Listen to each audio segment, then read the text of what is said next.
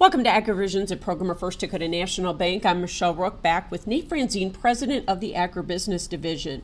Nate, we've crossed the mid-year mark. Let's talk about what farmers and ranchers need to be doing from a financial review standpoint of their operations. Yeah, we talk a lot, Michelle, about, one of the core financial practices in farming and ranching is to just, look at your financials once a year at year end or at annual review time. We've talked about best practice being to compare your actuals versus your budget on a monthly basis.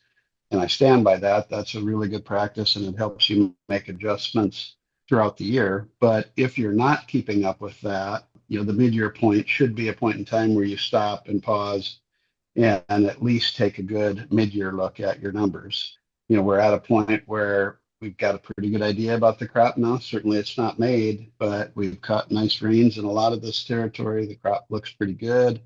So some of the crop failure concerns are less than they were prior. And certainly you can track your actuals to what you budgeted and take a mid-year balance sheet and really take a look at it. I'd encourage you to go and share that information with your banker, but certainly you don't have to. But whether you share it with your banker or not, it's important to do to stay on top of your business. So if they find that they're off course, what do they need to do to get back on course? What's your advice?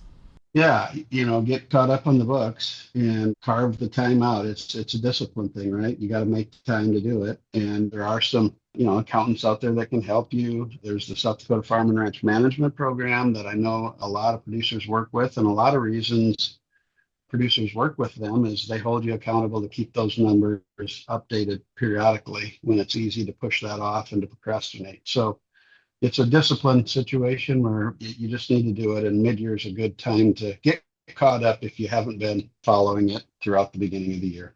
Thanks so much, Nate Franzén with First Dakota National Bank and today's AgriVisions.